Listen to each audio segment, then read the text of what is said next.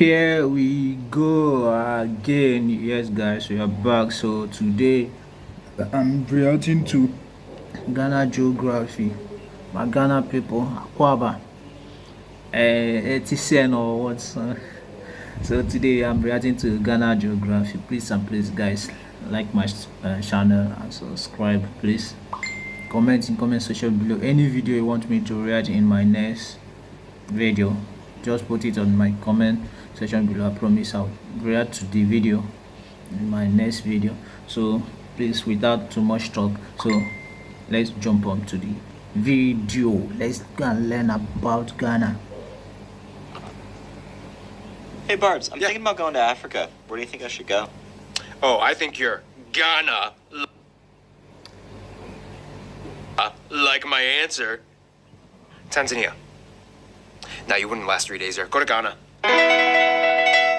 It's time to learn geography. No! Hey everybody, I'm your host Barbie. Ghana is kind of like Africa for beginners. People usually come here to test out their sub-Saharan excursion skills before taking off the training wheels and venturing deep into the interior savannas and jungles. So if that's you, your first assignment is to report to Accra and Kumasi at 0700 hours. Move out, soldier!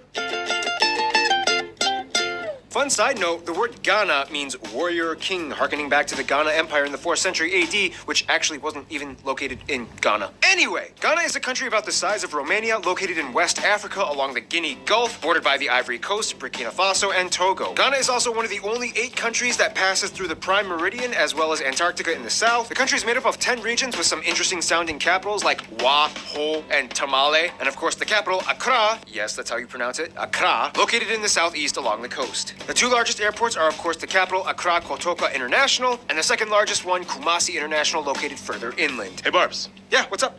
The colonial regions are cool and all, but tell them about the tribal and ethnic regions. You know what, Noah? I think I'll give you this one because you're the guy with the better voice. Don't mind if I do. The north is primarily inhabited by the Mole Dagbani peoples. The north-central area has the Guan group. The southeast, including the capital, Accra, is dominated by the Ewe and Ga Adangbe people. Then you get this huge chunk of the west, center, and south areas where you can find the famous Akan and Ashanti peoples. Sometimes this area is collectively referred to as Ashanti land. Wow, Noah, that was, a little too good. I don't want the audience liking you more than me. Get out. Now, Ghana is a constitutional republic, but nonetheless still kind of technically has a king, or disputably regional kings that act more like cultural figureheads rather than governmentally sanctioned legislators. However, these kings still do hold high positions of influence in society. Nonetheless, the most notable and powerful of all these kings would probably be the monarch Asantehene Nana Otumfuo Ose Tutu II, who rules over Ashanti land. He lives in the Manshia Palace in the Ashanti capital, Kumasi. Otherwise, other notable landmarks in Ghana might include the Mina Castle, the oldest European building in sub-Saharan Africa, built in 1482, as well as the Cape Coast Castle. Each one has a dark history, being used for importing slaves. Kwame Nkrumah Mausoleum with the bronze statue of Dr. Kwame Nkrumah, not to be confused with the vandalized statue of him during the coup d'etat years. Independence Arch, Usur Fort, the Kakum Canopy Walk, Tengzun Shrine, and the Agbok Bloshi, the world's largest digital waste dump where criminals try to hack into confidential governmental computers. Oh, and the Kejatia Market, the largest in Africa, located in Kumasi in Ashantiland. And Ghana even has its own space center, the Ghana Science and Technology Center. And those are just the man-made landmarks. Let's see what Mother Nature brings to the table. Now, when it comes to the land, Ghana kind of like accidentally broke a world record. I'm talking about Lake Volta, the world's largest man-made lake fed by the Black, White, and Red Volta rivers. I remember the Burkina Faso episode? If you look at the map, this massive 400-kilometer-long body of water that scars the southeast side of Ghana, taking up about 4% of the land, is actually a reservoir byproduct created after the construction of one little guy, the Akosombo Dam. Granted, thousands of people and animals were displaced in the process of the flooding of the basin, but this one little dam produces much of the electricity for the entire country, with leftover to export to neighboring countries for external revenue. It was kind of like... So your home will be underwater in a couple months. Get out! What? I guess it was worth it. Now, the country is divided into 4 geographic terrestrial plains. The coastal plain, the Shanti Kwahu, the Volta Basin, and the northern plains. Basically, the south is wetter and the north is drier, sometimes even subject to those Harmattan winds. Remember the Burkina Faso episode? With a more sparsely populated area, the north is home to open savannas and the largest nature reserve, Mole National Park, where you can see animals like elephants, hippos, baboons, crocodiles, and the national animal, the golden eagle. Man, mole, tamale, all these Spanish words, I'm surprised the Spanish had nothing to do with Ghana. Or did they? No, they actually literally didn't. Like almost every European country, even Sweden, got in on it. You know, I think they're actually pretty okay. They have their whole side investment going on anyway, right? Uh-huh. Ghana is also the second largest cocoa producer after the Ivory Coast. Cadbury, the company that makes those diabetically amazing Easter eggs, actually imports 90% of their cocoa from Ghana and is actually second in Africa in gold production after South Africa. Gold plays a huge role in Ghana. In fact, the British touted the area as the Gold Coast during colonial times due to the high amount of gold reserves found throughout the country, especially in Ashanti land. This is why you shouldn't be surprised to find more gold material in Kumasi and the surrounding areas. Of course, agriculture-wise, typical African cash crops and staples like cassava, yams, cotton, rubber, sugar, and palm oil are produced along with kenaf, the jack-of-all-trades crop. You can use the fibers in rope, twine, crude cloth, paper, bags. You can even feed it to your animals and use it as their bedding. It's kind of like jute. Remember the Bangladesh episode? Man, today is just like a reference overload. Of course, the staple dish made out of cassava and plantain powder is called fufu, a starchy substance typically eaten with stews and meats. Just a little side note, fufu, which goes by many other different names in Africa like sadza, nshima, and ugali, is kind of like the staple for many sub-Saharan African countries. It's like what rice is to Asians and bread is to Europeans. Famous national dishes include things like kenke dumplings, wache, and be careful when mentioning jollof rice. Make sure there are no Nigerians around. We invented it. Ours is better. The interesting thing, though, is that although historically Ghana was dominated by an agrarian and mineral extraction-based economy, they really branched out and diversified their business portfolio. In 2011, they gained the title of the world's fastest-growing economy. Now Ghana focuses on things like the manufacturing industry, electronics, technology, and recently, after an oil reserve was discovered in 2007, the hydrocarbon export sector as well, which supplies over $1.5 billion extra dollars in state revenue. Wow, I don't know that Ghana has oil though. This is my first time hearing it that Ghana has oil.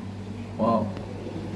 This is partially why Ghana has one of the lowest unemployment rates in all of Africa at around only 6 to 8% annually. They're even slated to join the list of automobile manufacturing countries as well as they just launched their own domestic brand, Kantanka. Otherwise, other amazing natural zones would include places like the Susua and Kokropite beaches, the Paga crocodile ponds where you can sit on lazy crocodiles that just don't care, the Boabeng Fiema monkey sanctuary, the Wili and Kintampo waterfalls, Lake Bosumtwe, Umbrella Rock, and when in doubt, just take a little cruise on Lake Volta, maybe go fishing for a little bit. And it's probably best to have a local show you these areas because, you know, locals are the best, aren't they? Here's some more on them.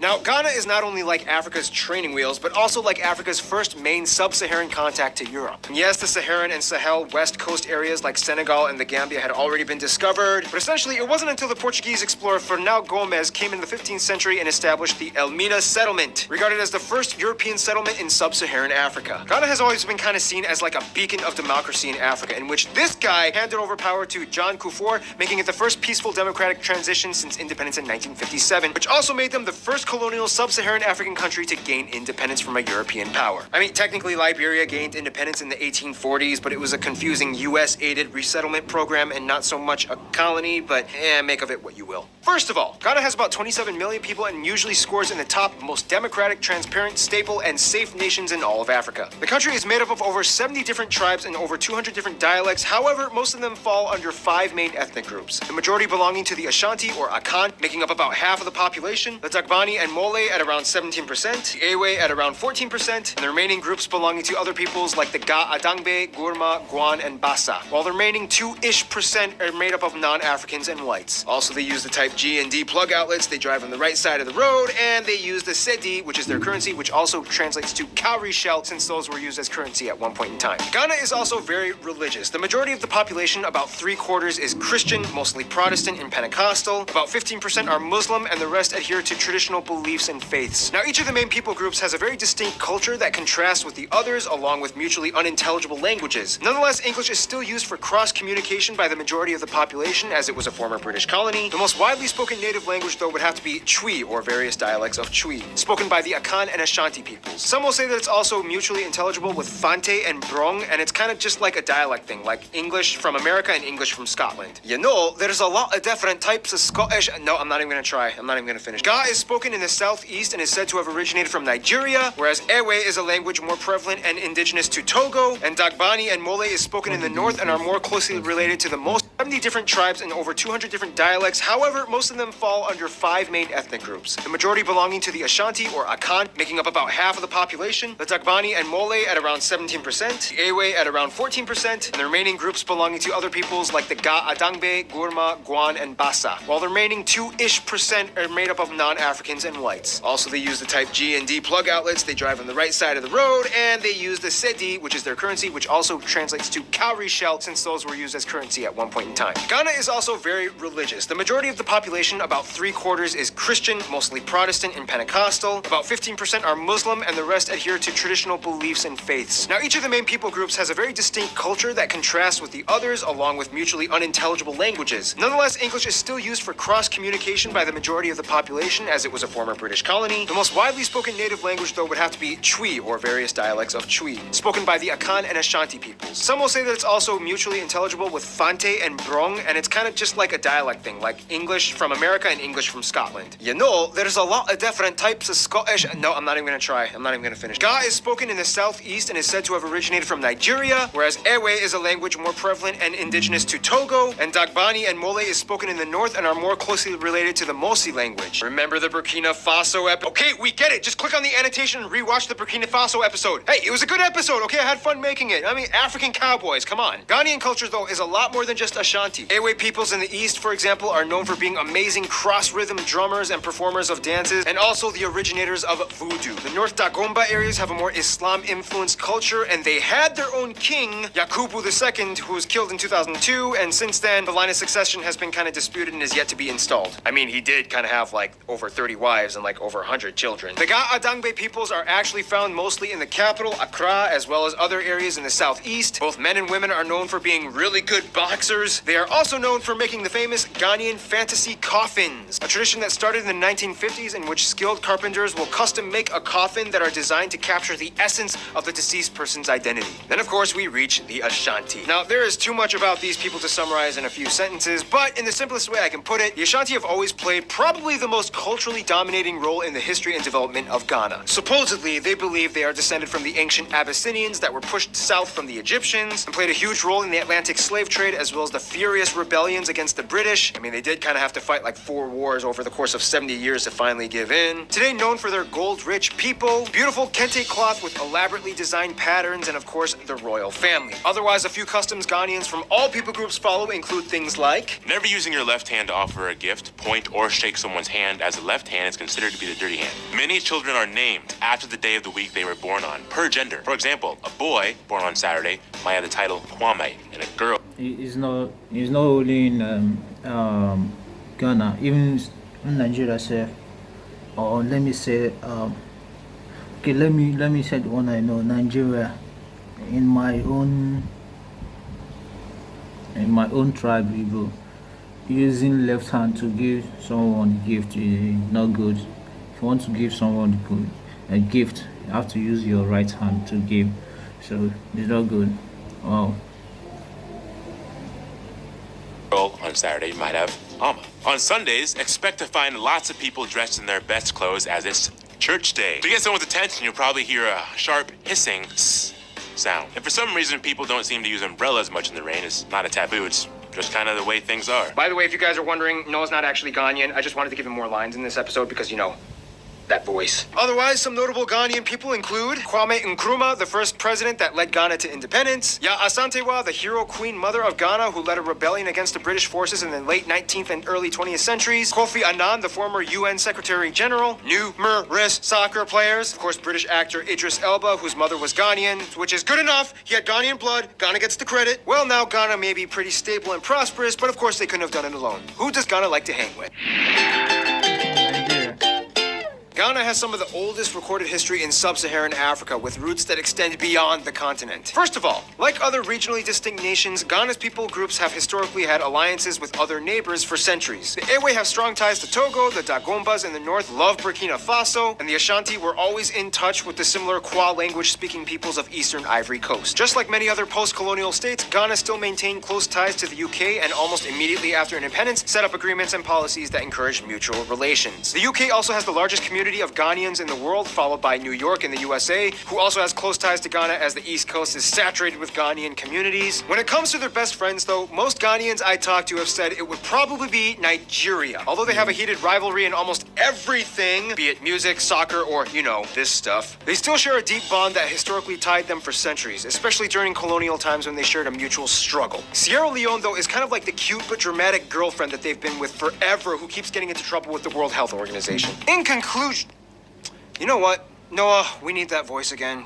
I'll let you take the conclusion. Sure thing. In conclusion, Ghana is like one of the few sub-Saharan African countries that transitioned beautifully out of its dark ages, maintained its regional cultures, and stabilized its economy, always keeping a tincture of royal African charm. Stay tuned. Greece is coming up! Greece is coming up! It's still my show.